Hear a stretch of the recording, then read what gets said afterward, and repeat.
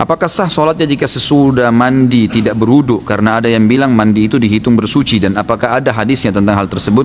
Ini ada ijtihad ya, upaya sebagian ulama dalam fikih mengatakan kalau seseorang itu mandi dan pada saat mandi dia memang menjama seluruh anggota wudunya dan dia niatkan sekalian wudu, maka sudah tidak perlu berwudu lagi. Ini pendapat. Tapi sebagian lagi, dan Allahu alam, saya pribadi, saya bicara selalu pribadi di majelis saya pribadi lebih cenderung dengan wudu lagi. Saya pribadi, karena memang ini ijtihad, tidak mengikuti dalil, tidak ada dalil khusus masalah itu. Justru yang kita tidak pernah temukan dalil bahwasanya Nabi SAW menggabungkan antara mandi sama wudu, artinya setelah mandi nggak wudu lagi. Seperti contoh misalnya kasus mandi junub. Mandi junub itu kan mandi ya, tapi ada wudunya tuh, ada wudu dalam mandi itu, gitu kan? Dan ulama hadis sepakat mengatakan lebih afdal seseorang, walaupun tadi kan mandi junub cuci telapak tangan 3 kali, cuci wajah 3 kali, mencuci kemaluan 3 sampai bersih, wudu seperti wudu sholat, lalu kemudian mengambil air dengan jari-jari lalu menjama bagian sisi kanan kepala sampai terasa di kulit kepala, lalu menyiram sisi kanan tubuh, lalu kemudian menyiram seluruh tubuh, gitu kan? Sudah ada wudunya nih. Kata sebagian besar ulama hadis, setelah dia mandi junub pun tetap lebih afdal dia wudu lagi untuk sholat, karena itu tadi wudunya wudu mandi. Jadi yang kita temukan malah dalilnya ada wudu pada saat mandi itu. Maka pendapat yang mengatakan dianggap sudah tidak ada masalah, dia sudah wudu, ya itu pendapat. Tapi dalil khusus yang menyebutkan kalau sudah mandi tidak perlu wudu lagi ini tidak pernah ada gitu. Allahu a'lam, ini yang saya ketahui. Seorang akhwat memakai cadar, apakah sah sholatnya karena hidungnya tidak menyentuh bumi karena terhalang oleh cadarnya? Gak ada masalah. Gak ada masalah insya Allah, karena memang ini pendapat ya, ulama mengatakan hidung yang dilapis dengan kain, kalau orang itu sakit kah atau wanita itu bercadar karena takut fitnah kalau terlihat, maka itu dianggap memang hal yang tidak menghalangi antara hidung dia dengan, dianggap cadarnya itu seperti sejadahnya gitu, seperti sejadahnya, sebenarnya seperti itu ya. Maka itu dianggap tidak ada masalah. Ini pendapat sebagian ulama. Dan lebih baik kalau seorang muslimah sholat cadarnya dibuka, itu lebih baik, karena memang sunnah Nabi SAW pada saat sholat wanita membuka wajah dan telapak tangannya kan gitu. Itu yang ada dalam hadis. Apa benar Ustaz ada Nabi yang mempunyai istri sampai 99? Ada. Nabi Sulaiman alaihissalam ada. Bahkan dalam hadis Bukhari itu disebutkan bahwasanya Sulaiman alaihissalam berkata, malam ini saya akan mengelilingi 99 istri saya, gitu kan? Allahu a'lam, yang dimaksud ini apakah istri semua atau ada selirnya, karena ini kan Nabi Sulaiman punya hukum tersendiri, bukan seperti hukum kita ya. Kemudian dia bilang, saya akan menggauli semuanya dalam satu malam dan semuanya akan melahirkan seorang mujahid. Tapi Sulaiman alaihissalam waktu itu tidak menyebutkan insya Allah, kata Nabi SAW. Maka akhirnya tidak melahirkan kecuali 1 orang saja, tidak hamil kecuali 1 orang saja. Kalau Sulaiman alaihissalam mengucapkan insya Allah, maka Allah akan kabulkan, Jadi ada itu memang, itu hadis Bukhari. Bagaimana hukumnya zikir memakai tasbih? Tasbih ini hadisnya sebenarnya yang membolehkan itu kembali kepada riwayat Tirmidzi yang khilaf ulama tentang kesahihannya. Umumnya ulama ada yang mendhaifkan riwayat ini. Tentang waktu Nabi SAW menuju ke masjid, kemudian menemui Ummu Salamah yang sedang berzikir sambil menghitung batu, gitu kan? Setelah itu Nabi SAW pulang dari masjid menemui Ummu Salamah masih memakai batu, subhanallah, alhamdulillah, sambil hitung dengan batu. Kata Nabi SAW, wahai Ummu Salamah, apakah kau kerjakan ini dari tadi? Dari sebelum saya pergi kamu zikir dengan cara ini? Dia bilang iya. Kata Nabi SAW, saya sudah membaca zikir yang mengalahkan jumlah pahala zikirmu dengan cara saya membaca, misal habis subhanallah baca ada khalqihi wa ridha nafsihi wa zinata arsyi wa midada kalimati, sejumlah makhluknya Allah. Jadi bilang subhanallah ada khalqi, sejumlah makhluknya, wa ridha nafsi, sampai dia ridho dengan dirinya sendiri Allah SWT, wa zinata arsyi, sebanyak jumlah perhiasan singgasananya, wa midada kalimati, juga sebanyak jumlah kalimat-kalimatnya. Maka itu mengalahkan. Ulama yang mendhaifkan hadis ini mengatakan ini hadis yang menyebutkan tentang adanya hitungan dengan benda, bukan dengan tangan, gitu kan? Maka mereka mendhaifkan ini, mereka melemahkan, dan dengan melemahkan hadis ini, kalau hadis lemah itu tidak terlalu lemah, bukan karena ada pendusta, dan tidak bertolak belakang dengan hadis sahih, hukumnya boleh dipakai dalam fadail amal, dalam amal-amal sunnah ya. Tapi ternyata pendapat pertama mengatakan ada hadis Nabi yang diriwayatkan Imam Bukhari berbunyi, tangan jari yang dipakai bertasbih itu akan menjadi saksi hari kiamat. menjadi saksi pada hari kiamat. Maka pendapat pertama mengatakan, maka kalau dipertemukan antara hadis ini yang sahih, tasbih berhitung dengan jari menjadi saksi hari kiamat, dan ini Ummu Salamah menggunakan batu sementara hadisnya lemah, maka didahulukan yang ini, otomatis kan gitu. Maka mereka mengatakan ini lemah tertolak dengan hadis sahih, maka itu adalah perbuatan yang bid'ah, gitu kan? Tidak dibolehkan. Pendapat kedua mengatakan tidak bentrok antara hadis pertama dengan hadis kedua, tidak bentrok, karena hadis pertama hanya menjelaskan perilaku Ummu Salamah yang menggunakan batu. Hadis kedua menyebutkan tentang lebih baiknya kalau menggunakan jari. Kalau dilihat ini tidak ada bentrok menurut pendapat ulama yang kedua. Maka lebih afdal menggunakan jari, tapi tidak disalahkan kalau menggunakan tasbih. Seperti itu. Nah ini saya sudah berikan kepada anda tentang masalah khilaf ulama. Itu dilihat kondisional. Saya bahasakan afdalnya menggunakan jari. Menggunakan jari. Ini terus kita biasakan gitu kan. Tapi kita tidak boleh 100% menyalahkan orang yang menggunakan tasbih itu, karena masih ada pendapat ulama tadi yang saya sebutkan. Kalau memang bid'ah, kenapa di Mekah dari Madinah banyak sekali dijual tasbih? Terus tujuan mereka jual tasbih untuk digunakan sebagai alat apa? Bukankah tolong menolong dalam keburukan dilarang? Tenang akhi, jangan vonis. Ini luar biasa, ini bertubi-tubi. Tenang saja, ya. Sudah saya jelaskan. Bagaimana hukum mengambil uang panjar dengan kesepakatan di awal apabila pihak pembeli yang membatalkan jual beli, apa termasuk riba? Setahu saya nggak boleh. Setahu saya nggak boleh. Gitu kan? Tidak boleh sama sekali, kecuali dalam satu keadaan yang saya tahu. Misal kita mau beli mobil, dikasih uang panjar 2 juta, gitu kan? Ini tanda jadi ya, hukumnya boleh secara agama. Ini saya kasih tanda jadi. Tapi tanda jadi itu nggak boleh hangus kalau ya batal. Kecuali satu keadaan kata ulama. Pada saat diberikan uang 2 juta itu, memang produk itu lagi ditunggu oleh orang lain dan dia sengaja menahan. Enggak, saya pasti beli deh, gitu kan? Saya pasti beli, maka saya kasih uang panjar ini. Dalam keadaan seperti ini berarti si pembeli, si penjual telah dirugikan, gitu kan? Mestinya dia sudah dapat untung tadi. Sudah dapat untung kalau dia lepas sama pembeli yang lain. Tapi karena ini nahan dan dia membatalkan sepihak, maka dia boleh mengambil panjar itu. Itu satu keadaan kalau memang dia terugikan. Tapi kalau enggak, artinya produk itu batal sama orang ini, bisa dijual sama siapa saja, ya enggak perlu. Itu masuk dalam gharar. Nanti mengambil uang yang bukan haknya. Ini masalah parade sudah saya jelaskan tadi. Bagaimana adab mengucapkan salam kepada non muslim sudah saya jelaskan tadi. Jadi jangan memulai ya, nggak boleh memulai memberikan salam pada orang non muslim.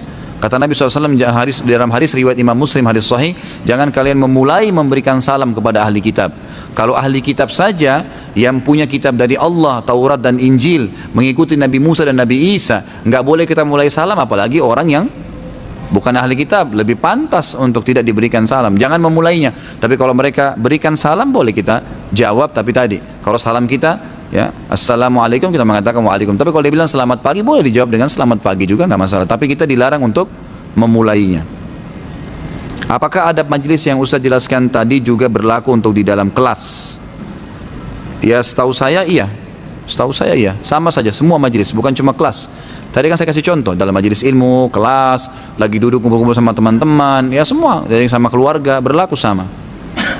Apa hukumnya bekerja di BPJS Ketenagakerjaan yang telah difatwakan MUI tidak sesuai dengan syariat? Alhamdulillah fatwa MUI sudah keluar. Dan sebelum MUI keluarkan fatwa, saya sudah sampaikan di majelis saya secara khusus. Saya bilang itu tidak boleh. Tapi kan dari awal saya sudah bilang, cari tempat sumber yang lain akhi dan ukhti. Ajal kalau datang antum akan menyesal kalau ada sedikit saja unsur yang haram. Hati-hati, gitu kan? Jadi usahakan semaksimal mungkin jangan siapin musuh hari kiamat, dan jangan beratkan timbangan dosa antum hari kiamat, minimal dengan syubhat. Jangan, selamatkan diri dari itu semaksimal mungkin. Makin kita selamatkan diri kita makin bagus. Kata Nabi SAW, halal jelas, haram jelas, di antara keduanya ada hal yang samar-samar. Siapa yang menyelamatkan dirinya dari hal yang samar-samar, dia telah menyelamatkan kehormatan dirinya dan agamanya. Dan siapa yang jerumuskan dirinya pada yang haram, pada yang syubhat, samar-samar nih, dia telah menjerumuskan dirinya pada yang haram. Ini jawabannya. Sama, syubhat sama haram sama. Seperti pengembala kambing yang membawa dombanya di padang rumput yang rumput-rumputnya lebih tinggi daripada kambing-kambing atau domba-dombanya, sehingga dia tidak tahu domba mana yang diambil oleh serigala. Jadi dia tidak tahu yang mana nih penghasilannya yang halal, yang mana yang boleh atau tidak. Jerumus dirinya pada yang haram. Kenapa? Ada namanya muru'ah, menjaga hubungan dengan Allah Subhanahu wa taala. Nah, boleh kita sembarangan. Saya sudah pernah ceritakan Sufyan ats-Tsauri, saya ulangi sebentar mungkin 1 menit saja. Bagaimana Sufyan ats-Tsauri yang terkenal dengan sajjad, yang dahinya sampai hitam, terkenal luar biasa dengan ibadahnya, dipaksa oleh khalifah untuk jadi hakim, dia nggak mau, tolak, nggak mau. Jadi hakim, digiurkan, gaji besar, dapat istana, dapat fasilitas, kereta kencana waktu itu. Kalau kita mungkin sekarang mobil yang paling mewah, tetap nggak mau. Dia takut nanti masuk neraka. Dia takut salah fatwa, salah hukum, dituntut hari kiamat, nggak mau ada musuh. Sama khalifah dipaksa, harus jadi hakim, tangkap kalau nggak mau. Sufyan ats-Tsauri lari nih, lari dari Mekah, orang Mekah lari. Lari terus. Zaman dulu orang tidak tahu mukanya karena tidak ada foto, tidak ada media kayak sekarang. Jadi orang nggak kenal siapa dia. Dia jalan aja sampai. Jadi kalau ini Jazirah Arab misalnya, di atas ini negeri Syam, Madinah dulu, kemudian Mekah, kemudian negeri Yaman di bawah, di daerah selatannya Jazirah Arab. Di bawahnya lagi selatannya itu Indonesia, ada Asia Tenggara ya. Jadi di bawah sekali itu adalah Yaman. Dia jalan kaki dari Mekah terus sampai ke Yaman. Tiba di Yaman, tidak ada orang yang kenal dia, cuma Sufyan ats-Tsauri terkenal namanya ini. Maka dia pun jalan, masuk, dia lihat ada kebun kurma, dia melamarkan diri untuk jadi pegawai. Saya mau kerja, saya datang dari Hijaz. Hijaz itu Mekah sama Madinah. Baiklah, kata pemilik kebun, kamu ini siapa? Dia bilang, saya Abdullah. Dia tidak bilang namanya siapa, karena ditanya, kamu ini siapa? Bukan ditanya siapa namamu ya. Jadi kepekaan ulama di sini dalam menangkap pertanyaan dan menjawab itu luar biasa gitu. Jadi beliau tidak bohong di sini. Pada saat dikatakan kamu ini siapa, bukan ditanya siapa namamu. Dia bilang, saya Abdullah, hamba Allah. Pemilik kebun memahami namanya Abdullah. Padahal dia bukan tanya nama di sini kan. Bekerjalah di situ 3 bulan Sufyan ats-Tsauri rahimahullah. Beliau bekerja 3 bulan, ngangkat ini, bekerja seperti itu, jadi pekerja gitu. Satu waktu dipanggil setelah 3 bulan kerja oleh pemilik kebun, kesini kamu. Wahai Abdullah, datang dia. Saya mau tanya, apa perbedaan antara kurma kalian di Hijaz dengan kurma kami di Yaman? Apa bedanya kurma kalian sama kami? Rasanya bagaimana? Apa kata Sufyan ats-Tsauri rahimahullah? Saya tidak tahu Tuan. Ditanya sama, kenapa kau tidak tahu? Dia bilang, karena saya belum pernah merasakan kurma kalian. Saya belum pernah tahu nih kurma Yaman bagaimana rasanya. Terus tuh yang punya kebun sambil kayak sedikit ngolok bilang, kamu kerja 3 bulan di tempat saya, turunkan, naikkan, milih-milih kurma, 1 butir kau tidak pernah makan? Kata Sufyan ats-Tsauri, demi Allah tidak pernah. Yang punya kebun bilang, bayangkan ya, kerja 3 bulan, ngangkat-ngangkat tiap hari, nggak pernah masuk di mulutnya, nggak berani, takut masuk haram nih. Padahal pegawai di situ. Antum ini yang kerja di toko sudah berapa banyak makan kuenya toko nih. Incipin dikit, tapi lama-lama jadi 30 biji juga gitu. Maka yang terjadi, Sufyan rahimahullah mengatakan, demi Allah saya nggak pernah tahu. Orang ini sambil ngolok dia bilang, apakah kamu mau mencontohi waraknya Sufyan ats-Tsauri? Dia nggak tahu kalau ini orangnya gitu. Udah, Sufyan ats-Tsauri diam aja, kembali kerja. Ini yang punya kebun ke kebun sebelahnya, ketemu sama temannya, lalu dia bilang, ada pegawai saya lucu tuh. Kenapa? Dia waktu saya tanya perbedaan, dia dari Hijaz, perbedaan antara kurma mereka di Hijaz sama kurma kami di Yaman, kurma kita di Yaman, dia bilang dia tidak tahu, karena dia tidak pernah incipin 1 butir kurma pun di kebun saya, padahal 3 bulan bekerja. Nah, satu hal yang tidak masuk di akal. Temannya ini jeli. Waktu itu khalifah keluarkan instruksi, siapa yang tangkap Sufyan ats-Tsauri hidup atau mati, dapat 1 peti emas. Hidup atau mati. Ini luar biasa. Orang lagi berebut mengejar dia nih. Teman yang punya kebun tadi ini bilang, bagaimana ciri-cirinya pegawai itu? Oh, cirinya begini, begini, begini. Kebetulan dia tahu, dia bilang, itu dia Sufyan ats-Tsauri. Tangkap cepat, kita dapat 1 peti emas. Mereka pergi ke kebun sana, ternyata sudah tidak ada. Sufyan ats-Tsauri sudah pergi. Tahu nih masalahnya, sudah pergi. Beliau pun akhirnya kembali ke Mekah.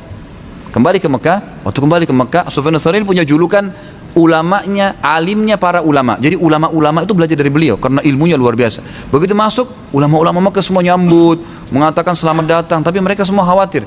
Wahai Sufyan, ini bahaya nih, khalifah akan tangkap kamu. Kamu hidup atau mati ini dikejar. Dia bilang, saya sekarang bertawakal kepada Allah. Apa yang terjadi sudah nggak ada masalah.